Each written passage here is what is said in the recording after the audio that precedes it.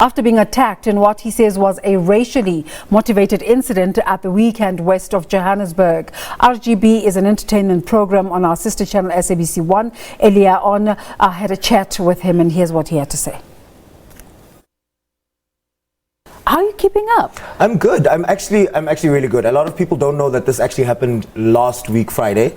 So I've taken the time to kind of process it before I decided to go open the case, before I decided to speak out about it openly to the public. Yeah, it's so interesting that you work for RGB, which reports on such incidents on other celebrities, and now the story's on you. I mean, someone was saying to me the other week, I was talking to a writer, and he was like, you know, when the people that tell the stories become the stories, then you know you have a problem. Yep. Yeah.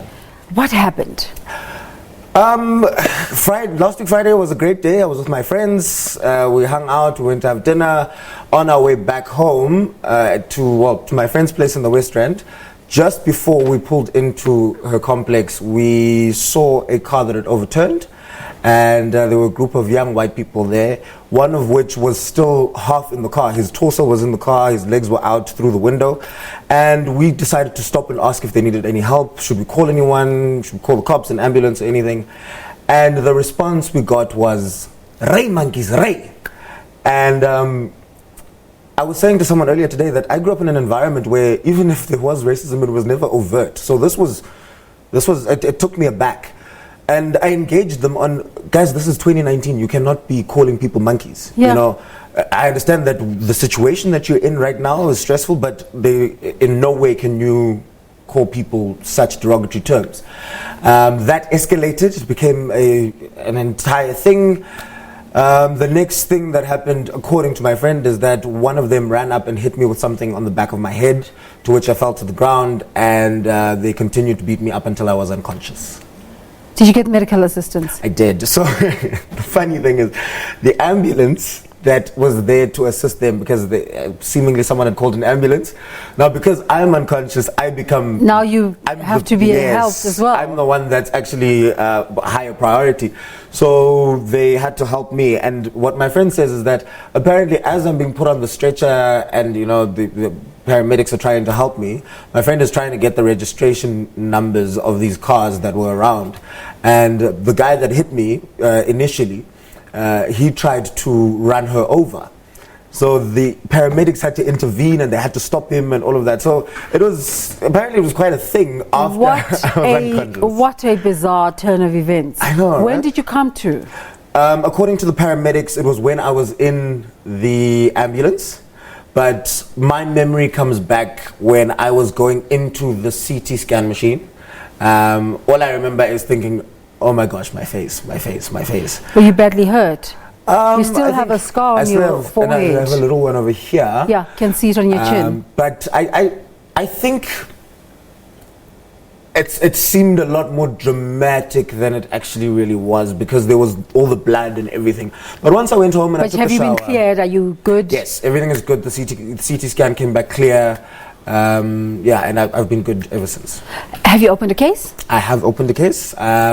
It was something that I toyed with for a couple of days because, number one, I think I didn't want to be the poster child of racism in South Africa in 2019 at this point. You don't choose these kind of things. That's the thing. Yeah. So, and I think I spoke to a friend of mine and he said, Samora, there's a reason that this happened to you.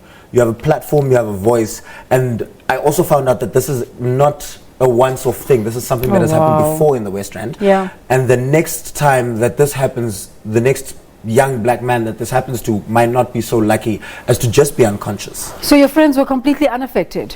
No, my friends were completely fine. I also think that because they were women, you know, so I think that at least that was, yeah. That's what saved them? Yes. Yeah. What's going to happen with the case now? Do you know, have they been arrested? So according to what I know, no arrests have been made yet. However, I think that they've been identified as to who they are. So we're waiting for the through the video and that. Yes. Yeah. So I think that the South African Police Service is going to go and do what is necessary. I also have a lot of support, which is very nice. I have a lot of support. I've got, you know, some very influential people who have jumped on this, who are trying to make sure that this gets the attention it deserves and it gets, you know, that the course of the law runs as it should. What I'm interested to find out from you is racism as a concept is something we speak about all the time in terms of stories we hear. What does it do to you when you in the story, when it directly impacts on you? One of the things I said in my Twitter thread was that it's always so far removed up until it happens to you. Because every single time you can get behind a phone and you can, oh, this is disgusting, but up until it actually really happens to you. And I think I was in denial at first. I was very much about, it's just something that happened. And then as I kind of processed it, I realized this is actually, it was a racial thing. And the one thing about it that I would like to say is that it has not affected my outlook on South Africans in general. It has not affected my outlook on white South Africans specifically. I think, though, what it has done is it has changed the way that I view those people that were involved in it. And it has changed my outlook on racism as a whole. So now I'm a lot more aware of it. I think coming from a town like East London, like I said, where for me these things were not a regular occurrence. So, and coming to a place where it's so brash and so brazen, I'm now a lot more aware of it. And I mean, it's only been a week, but even in traffic, the way that someone responds when you overtake them, or something happens in traffic, and the way that they respond to you, it's made me a lot more sensitive to those kind of things now. You're sensitive at an individual level, but just on a greater societal space, has it made you think about what we can do to rid South Africa of racism? You know what? I think that this begins from a microscopic level. I think it begins from the level from preschool, we cannot go into people's homes and dictate to them how they must raise their kids. But I do think that the integration definitely needs to happen within schools.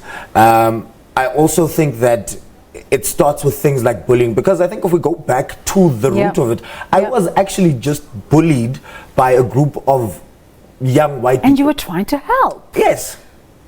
At the end of the day, and I mean, the response that I've been getting from people has mostly been, in support.